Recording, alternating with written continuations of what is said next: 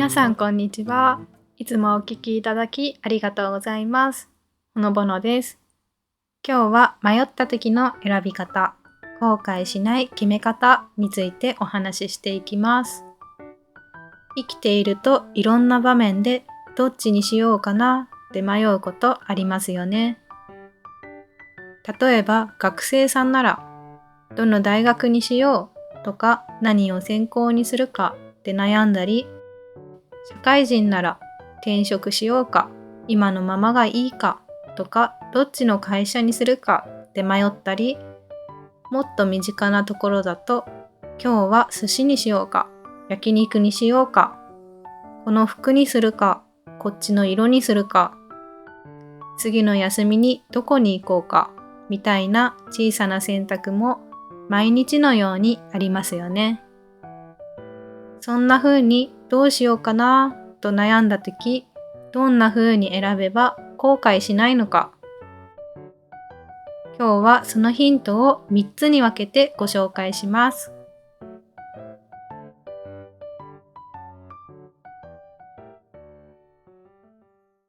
まず1つ目はファーストチェス理論っていう考え方です。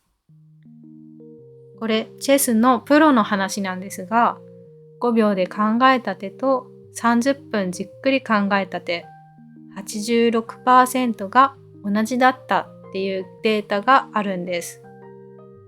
つまり最初にパッと思いついた答えって実は正解に近いことが多いんです。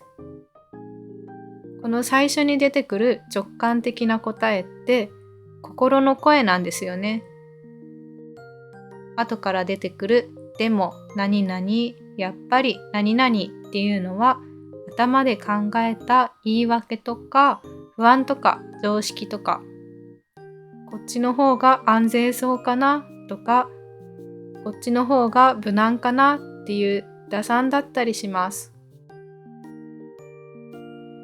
でも自分の心の声に従った方が結果的に楽しくて納得のいく選択になることが多いです。だってそれが本当に自分がやりたいことだったりするから。私が好きなディズニーシーのアトラクションにシンドバッドストーリーブックボヤッチっていうのがあるんですが、その中でコンパスオブユアハートっていう曲が流れます。歌詞の中に人生は冒険だ、地図はないけれど宝物を探そう、信じてコンパスオブユアハートっていうフレーズがあるんです。人生は冒険だ、地図はないけれど宝物探そう、信じてコンパスオブユアハート。こうちょっと歌は下手なんですが、こういう、フレーズがあるんです。これ本当に勇気が出るんですよね。シンドバッドも心のコンパスを信じるんだって言うんです。あなたの心のコンパス、ぜひ信じてみてください。2つ目はワクワクする方を選ぶこと。やってみたいな、なんか楽しそうって思える選択肢。そっちを選ぶとドーパミンっていうやる気ホルモンが出ます。ドーパミンが出ると集中力とか記憶力とかモチベーションが上がるんですよ。つまり脳のパフォーマンスが良くなって結果的に成功する確率もアップします。逆にやりたくないけれど仕方がないからっていう選択をするとストレスホルモンのコルチゾールが出て集中力もやる気もダウンすると失敗しやすくなったり途中で嫌になったりするんです。だからこそ自分がやってみたいって思える選択肢に目を向けてみてください。それはチャレンジのサインかもしれません。